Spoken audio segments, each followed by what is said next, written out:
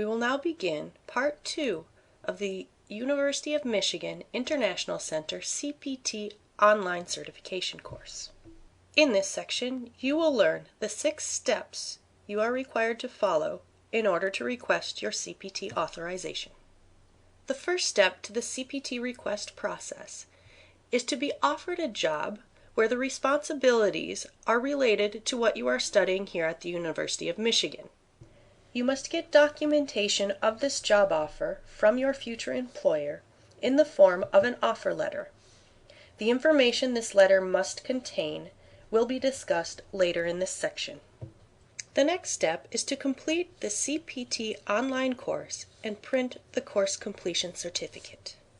The third step is to meet with your academic or faculty advisor to determine if this employment opportunity can be considered integral to your degree program. Next, if required, you will register for your CPT course. The fifth step is to bring all required documents to request CPT to the International Center. Please remember, incomplete requests will not be accepted. The required documentation for a complete CPT request will be discussed later in this section. It will also be listed on the certificate you will print at the end of this course. Finally, if approved, the International Center will create a CPT I-20 for you with the work authorization information noted on page 3 of your I-20. You will receive an email from the International Center as soon as your CPT I-20 is ready. When you ask for a job offer letter from your employer, the following information must be included, or else we cannot process your CPT application. The job offer letter must be written on company letterhead and be addressed directly to you. Your name must be listed on this letter. Your job title and a short description of your job duties must be written on this letter as well, so that we have documentation to prove that this job is related to what you have been studying here at the University of Michigan. The address where you will physically be working must be included in the letter. This includes the street number, city, state, and zip code. It should specify the number of hours you are expected to work per week so we know whether to approve you for full-time CPT or part-time CPT. Finally, we need the exact start date and the exact end date of your employment opportunity. We cannot process your CPT application without any of this information. Therefore, if any of it is missing on your offer letter, you may request that your employer send that information to you via email. Print that email and attach it to the offer letter as part of your CPT I-20 request. When you get to the certificate section of this course, you will be asked to enter your employment information. If you complete this course before you receive your job offer letter, you can still print the certificate. The information in this section shaded yellow will be left blank. Before you submit your CPT request to the International Center, you must complete this yellow section with your job information. If any information is missing, we will not be able to accept your request. When you meet with your advisor, please remember that this is the only person who can determine whether or not this work experience is integral to your degree program. This person may be your academic advisor, your concentration advisor, your research advisor, your graduate coordinator, department chair, or your school or college employment counselor. Make sure you bring the academic faculty advisor recommendation form for CPT with you when you meet with your advisor, as he or she must complete the form as part of your CPT authorization request. Also, while you meet with your advisor, do not forget to discuss CPT course enrollment. You may need special permission or an override to register for this course. If you are requesting CPT that requires course enrollment, do not forget to enroll in this class before you submit your CPT request. we cannot approve CPT without proof of enrollment for this course.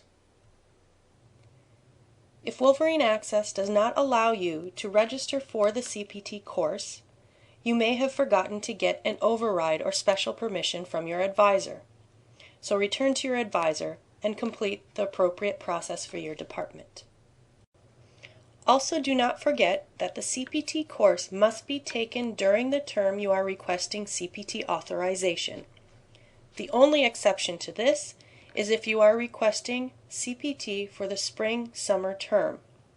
In this case, you may take the CPT course the winter term prior to that spring-summer term. Once you are sure you have all the documentation required to request CPT authorization, bring that packet to the International Center. The documents required to request CPT authorization include the CPT Online Course Completion Certificate, an Academic Faculty Advisor Recommendation Form, your job offer letter with all required information, copy of your most recent I-20, pages 1 and 3, a copy of your most recent I-94 card, we only need a copy of the front, and an unofficial transcript from Wolverine Access that shows your enrollment history as well as your CPT course if you are required to be enrolled in one. Remember, incomplete requests will not be accepted. Once you have submitted your CPT request to the International Center, please allow 5 to 10 business days for processing. If you expect to start your job less than 2 weeks from the date you submit your CPT request to the International Center, we cannot guarantee your CPT I-20 will be processed that quickly. You should tell your employer that you may not be authorized to begin working for them on the day they expect and make other arrangements. You will get an email as soon as your CPT I-20 is ready. When you get it from the International Center, look on page 3 and look for the dates of employment. You will find these dates at the top of page 3. You cannot begin working until the start date listed in this section. You are only authorized to work between the dates listed in this section of your I-20. Also on the top of page 3 of your I-20 is the name and address of your employer. You cannot work for any other company or institution other than the employer listed on page 3 of your I-20. Once you get your CPT I-20, this is the I-20 you use for all immigration purposes, including travel, from that point forward. Do not throw out old I-20s, as you may need copies of them in the future. Your CPT I-20 will have a travel signature on it, and this notation on page 3 will also make you eligible for a Social Security number. For instructions on Social Security applications, please visit the Social Security and Taxes section on the International Center website. Finally, you are still required to update your home address in the United States in Wolverine Access within 10 days of moving. If you need an extension of your current CPT authorization, please email icenter@umich.edu with a written request and attach an updated offer letter with the new end date. If you need another term of CPT authorization, please take the CPT online certification course again and follow the exact same request process. You have now completed Section 2 of the University of Michigan International Center CPT online certification course. At this point, you should know the entire CPT request process and that the CPT is authorized by the International Center, not the Immigration Service. The information your job letter must include, what you should discuss with your academic or faculty advisor, and how to request additional CPT authorizations.